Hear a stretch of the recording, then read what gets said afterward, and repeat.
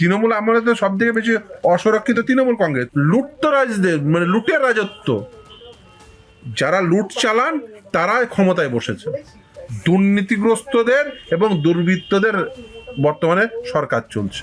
আমরা মমতা বন্দ্যোপাধ্যায়ের যে সাবমিশন সেটা শুনতে পেলাম না। আশা করব তিনি যে কোনো সময় অ্যাপিয়ার করবেন। তার যে জ্ঞান, এটা আমাদের জন্য বিরাট পাওনা হবে।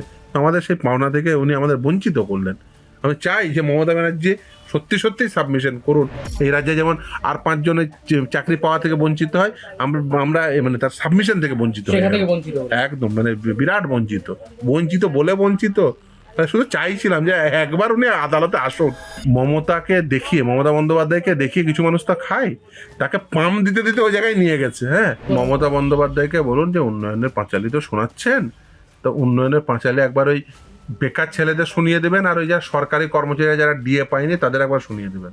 বঞ্চনার পাঁচালী, লুটের পাঁচালী, এইগুলো শোনালে উন্নয়নের পাঁচালীর থেকে অনেক বেটার শুনতে লাগতো এবং জনগণ শুনতো সেটা। স্যার, আজ কাইজার আহমেদের মামলাটি ছিল, এই মামলাটি সম্পর্কে একটু জানতে চাইব। দেখুন, উনি তৃণমূল কংগ্রেসের ব্লক ভাঙড় 1-এর ব্লক সভাপতি এবং ওনার অফিসে আপনারা জানেন 2025 সালে ওনার অফিসে অ্যাটাক হয় এবং সেই সময় তৃণমূল কংগ্রেসেরই কিছু নেতা তারা অ্যাটাক করেন এবং তার প্রেক্ষিতে অভিযোগ জানিয়েছিলেন এবং একাধিকবার আক্রমণ করে। আজকে মহামান্য বিচারপতি তিনি নির্দেশ দিয়েছেন কলকাতা হাইকোর্ট যে যাতে পুলিশ স্ট্রং ভিজিয়ে রাখে, যাতে কোনোভাবে তার সুরক্ষা বিঘ্নিত না হয়, নাম্বার 1। নাম্বার 2 হচ্ছে ওই যে অ্যাটাক হয়েছিল সেখানে ইন অ্যাকর্ডেন্স উইথ ল যারা মিসক্রিয়েন্ট রয়েছে তাদের বিরুদ্ধে ব্যবস্থা গ্রহণ করে এবং যে ফুটেজগুলো রয়েছে সেই ফুটেজগুলো কাইজার আহমেদ তিনি জমা দেবেন। ফলে এটা মানে তৃণমূলের আমলে তৃণমূলের একজন সদস্য এইরকম অবভিয়াসলি তৃণমূল আমলে তো সব থেকে বেশি অসুরক্ষিত তৃণমূল কংগ্রেস। তৃণমূলের আমলে তৃণমূলের এমএলএ মারা গেছেন, গুলি খেয়ে মারা গেছেন। তৃণমূলের আমলে মালদাতে তৃণমূলের নেতা মারা গেছেন। ফলে তৃণমূলের আমলে সব থেকে বেশি অসুরক্ষিত তো তৃণমূলের। ইভেন তৃণমূলের আমলে অসুরক্ষিত পুলিশও, আপনাদের মনে থাকবে এই গার্ডেন রিচে পুলিশ গুলি খেয়েছিল। তৃণমূল কংগ্রেসের আমলে তৃণমূল সব থেকে বেশি অসুরক্ষিত এবং পুলিশও অসুরক্ষিত সমভাবে। তৃণমূল কংগ্রেসের আমলে কে সুরক্ষা থাকবে? কারণ এ তো লুটতরাজদের মানে লুটের রাজত্ব, যারা লুট চালান তারা ক্ষমতায় বসেছে। দুর্নীতিগ্রস্তদের এবং দুর্বৃত্তদের বর্তমানে সরকার চলছে। ফলে খুব স্বাভাবিকভাবে যারা দুর্বৃত্ত তারা ওই দুষ্কর্ম করবেই। ফলে দুর্বৃত্তদের দুষ্কর্মের ফলাফল হচ্ছে যে তৃণমূল কংগ্রেসের ইভেন যারা ধরুন হয়তো বা সৎভাবে চলতে চাইবে বা তাদের বিরুদ্ধচারণ করবে, মানে অসৎ হলেও তাদের বিরুদ্ধচারণ করবে যে কোনো কারণেই তৃণমূল, কারণ দুর্বৃত্তরা ওই ভাষাটাই বোঝে। দুর্বৃত্তরা তো ওই আক্রমণ ছাড়া অন্য কিছু ভাষা বোঝে না, দুষ্কর্ম ছাড়া অন্য কিছু বোঝে না। তাহলে তারা খুব স্বাভাবিকভাবে দুষ্কর্ম করবে। স্যার, অন্যদিকে মমতা বন্দ্যোপাধ্যায় তিনি গঙ্গাসাগরে গিয়ে বলেছিলেন তিনি জনতার হয়ে কোর্টে দাঁড়াবেন, জনতার হয়ে সওয়াল জবাব করবেন। মমতা বন্দ্যোপাধ্যায় একজন আইনজীবী। আমি মানে সত্যি সত্যি আমি কেন গোটা হাইকোর্ট, গোটা পশ্চিমবঙ্গের মানে পশ্চিমবঙ্গ কেন গোটা ভারতবর্ষের আইনজীবীরা চেয়েছিল যে উনি কখন সাবমিশন করবেন। আমরা তো চেয়েছিলাম শিখবো, মানে গোটা অ্যাডভোকেট কমিউনিটি মানে সেখানে চেয়েছিলেন যে সত্যি সত্যি মানে শেখা যাবে এরকম। এত অভিজ্ঞ, এত সাংঘাতিক তার নলেজ, সেই নলেজ যদি আমরাও সেটা শুনতে পেতাম তাহলে আমরাও মানে সত্যি সত্যিই আমরা নিজেদের ফরচুনেট মনে করতাম। আমরা মমতা বন্দ্যোপাধ্যায়ের যে সাবমিশন সেটা শুনতে পেলাম না। আশা করব তিনি যে কোনো সময় অ্যাপিয়ার করবেন। তার যে জ্ঞান, সেই জ্ঞান তার আমরা নিশ্চিতভাবে চাক্ষুষ করতে পারবো, শুনতে পারবো। এটা আমাদের জন্য বিরাট পাওনা হবে। আমাদের সেই পাওনা থেকে উনি আমাদের বঞ্চিত করলেন।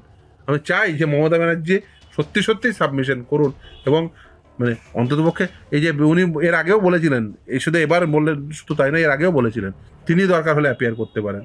আমরা সত্যিই চাইছি যে উনি অ্যাপিয়ার করুন, যাতে বাংলার মানুষ দেখুক, ভারতবর্ষের মানুষ দেখুক, তার কাছ থেকে শিক্ষা নিক। মানে বিশেষ করে আইনজীবীরা তারা শুনবে, বুঝবে যে সত্যি সত্যি, কারণ আমাদের তো এটা তো ধরুন শিখতে হয় প্রতিদিন। এটা একটা learning process through out the life. হ্যাঁ, মানে ফলে আমাদের সারা জীবন ধরে এই শিক্ষা চলতে থাকে। তাহলে মমতা বন্দ্যোপাধ্যায়ের মতো এরকম অভিজ্ঞ মানুষ তিনি যদি সাবমিশন করতেন আমরা শিখতাম, কিন্তু আমরা সেটা থেকে সত্যি সত্যি বঞ্চিত হলাম। এই রাজ্যে যেমন আর 5 জনের চাকরি পাওয়া থেকে বঞ্চিত হয়, আমরা মানে তার সাবমিশন থেকে বঞ্চিত হই। সেখান থেকে বঞ্চিত হবো। একদম মানে বিরাট বঞ্চিত, বঞ্চিত বলে বঞ্চিত। মানে শুধু চাইছিলাম যে একবার উনি আদালতে আসুন। স্যার, অন্যদিকে মমতা বন্দ্যোপাধ্যায়ের জন্মদিন ছিল, জন্মদিনের দিন দেখা গেল কিছু ভিডিও ফুটেজ ভাইরাল হচ্ছে যেখানে তার ছবিকে রীতিমতো সামনে রেখে পূজা পদ্ধতিতে আরতি করা হচ্ছে। মমতা বন্দ্যোপাধ্যায়ের জামানায় এটাও দেখতে হলো। দেখুন, মমতা বন্দ্যোপাধ্যায়ের আমলে মমতা বন্দ্যোপাধ্যায়কে দেখিয়ে কিছু মানুষ তো খায়, তাকে পাম দিতে দিতে ওই জায়গায় নিয়ে গেছে। হ্যাঁ, এর আগে মমতা বন্দ্যোপাধ্যায়ের মধ্যে অনেক কিছু দেখেছে, এবার ওটাও বাকি ছিল, ওটাও করে দিয়েছে। দেখুন, মমতা বন্দ্যোপাধ্যায়কে পাম দিয়ে দেয় না, এই জায়গায় নিয়ে গেছে। মা শারদা মূর্তির সামনে রেখে এটা করা হচ্ছে। শুধু ওইটা, আপনি বিভিন্ন যে মহাপুরুষদের তাদের জন্মদিনে আপনি দেখবেন তাদের ছবি এইটুকু, আর মমতা বন্দ্যোপাধ্যায়ের ছবি বিরাট সাইজের ছবি। এগুলো কারা করে? যেগুলো মমতা বন্দ্যোপাধ্যায়ের ছবি দেখিয়ে, মমতা বন্দ্যোপাধ্যায় দেখিয়ে আয় করে, তারা করে। মমতা বন্দ্যোপাধ্যায়কে পাম্প দিয়ে দিয়ে এই অবস্থা করেছে। স্যার, অন্যদিকে অভিষেক বন্দ্যোপাধ্যায় তিনি রাস্তায় নেমে আছেন, তিনি বিভিন্ন জায়গায় কর্মসূচি করছেন। তিনি আজকে এই সভা থেকে বলছেন আমাদের কোনোভাবে দমানো যাবে না। কে দমাচ্ছে? তিনি বিভিন্ন জায়গায় সভা করছেন, মিছিল পাড়ার করছেন। ক্লাব থেকে শুরু করে রাজ্যের মুখ্যমন্ত্রী পর্যন্ত তাদের সব। তারপরেও যদি বলেন যে আমাদের দমাতে পারবেন, আপনি তাহলে সরকারে বসে কি করছেন? সে অভয় মামলায় যেমন মুখ্যমন্ত্রী পথে হেঁটেছিলেন, সেই রকমই হয়ে গেল বিষয়টা। অভয় মামলায় অভয় মামলায় মুখ্যমন্ত্রী যেমন বিরুদ্ধাচরণ করে রাস্তায় নেমেছিলেন, বিষয়টা সেরকমই হয়ে গেল। দেখুন, তৃণমূল কংগ্রেসের নেতা নেত্রীরা, বিশেষ করে রাজ্যের মুখ্যমন্ত্রী সহ মানে বিশেষ প্রথম সারির নেতারা, ওরা ভুলে যায় মাঝে মাঝে ওরা সরকারে রয়েছে। আরে, মানুষজন ভোট দিয়ে আপনাদের সরকারে এনেছে, আপনারা সরকারে থেকে মানুষের কাজ করবেন না। বলছেন যে আমরা মানে আপনারাই বঞ্চিত অ্যাজিব। আরে ভাই, আপনারাই যদি সরকার না চালনা করতে পারেন, আসলে সরকার না চালনা করতে পারার জন্য এই যে মানুষকে ডাইভার্ট করতে হবে, সেই জন্য একটা ইস্যু ক্রিয়েট করে নিয়ে একটা মক ফাইট দিতে হবে। এই মক ফাইটের অংশ হচ্ছে এই যে 365 দিন রাস্তায় থাকবো, এই আমরা বঞ্চিত হচ্ছি, এই কেন্দ্র বঞ্চনা। কেন্দ্র বঞ্চনা করলে MGNরেগার টাকায় আপনি মামলা করছেন না কেন? সুপ্রিম কোর্টে গিয়ে মামলা করছে কৃষক সভা, তার সুবিধা পাচ্ছেন, তারপরেও আপনি টাকা আদায় করতে পারছেন না। চোরদের আটকাতে তো দৌড়ে সুপ্রিম কোর্ট চলে যান, আর মানে সাধারণ জনগণের টাকা পাওয়ানোর জন্য তো করতে পারেন না। এখনো পর্যন্ত টাকা আনতে পেরেছেন? আনতে পারেননি কেন? এই যে MGNরেগার যারা কন্ট্রাক্টর, তাদেরও টাকা পায়নি। যারা পরিশ্রম করেছে, যারা কায়িক শ্রম দিয়েছে, তারা টাকা পায়নি। বেকাররা চাকরি পাচ্ছে না, কলকারখানা নেই, কিচ্ছু নেই, রাজত্ব। শুধু কি আছে? উন্নয়ন হয়েছে। কি উন্নয়ন? ভাইপোর উন্নয়ন। তিনি স্যার একদিকে গঙ্গাসাগরের যে সেতু, সেটি তিনি বলছেন উপহার দিচ্ছেন, আবার অন্যদিকে তিনি বলছেন এই পাঁচালী শোনাচ্ছেন, তো উন্নয়নের পাঁচালী শোনাচ্ছেন, আবার এদিকে বলছেন সেতু নির্মাণ করছেন। এই 15 বছর তাহলে কি হলো? এই 15 বছর সেতু মমতা বন্দ্যোপাধ্যায়কে বলুন যে উন্নয়নের পাঁচালী তো শোনাচ্ছেন, তো উন্নয়নের পাঁচালী একবার ওই বেকার ছেলেদের শুনিয়ে দেবেন, আর ওই যারা সরকারি কর্মচারী যারা ডিএ পায়নি তাদের একবার শুনিয়ে দেবেন। আচ্ছা, মমতা বন্দ্যোপাধ্যায়ের আমলে উন্নয়নের পাঁচালীর বদলে লুটের পাঁচালী শোনাতে পারতেন, সেটা সব থেকে ভালো হতো। কারণ লুটের পাঁচালী শুনলে পশ্চিমবঙ্গে তো এমন কোনো মানুষ নেই যাদেরকে তৃণমূল কংগ্রেস বা মমতা বন্দ্যোপাধ্যায়রা লুট করেনি। চিটফান্ডের মাধ্যমে সমাজের একটা বৃহৎ অংশকে, সে নিম্নবিত্ত মধ্যবিত্তকে লুট করেছে। চাকরি চুরির মাধ্যমে বেকার যুবক যুবতীদের তাদের বঞ্চিত করেছে। ডিএ না দিয়ে রাজ্য সরকারি কর্মচারীদের লুট করেছে, মানে তাদেরকে বঞ্চিত করেছে। ফলে এরা বঞ্চনার পাঁচালী, লুটের পাঁচালী, এইগুলো শোনালে উন্নয়নের পাঁচালীর থেকে অনেক বেটার শুনতে লাগতো এবং জনগণ শুনতো সেটা।